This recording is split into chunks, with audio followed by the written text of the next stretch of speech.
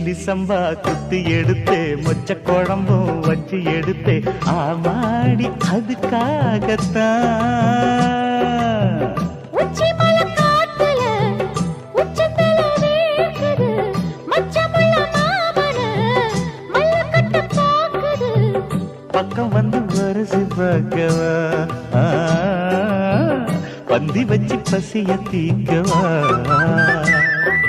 கிச்சிலி சம்பா குத்தி எடுத்தே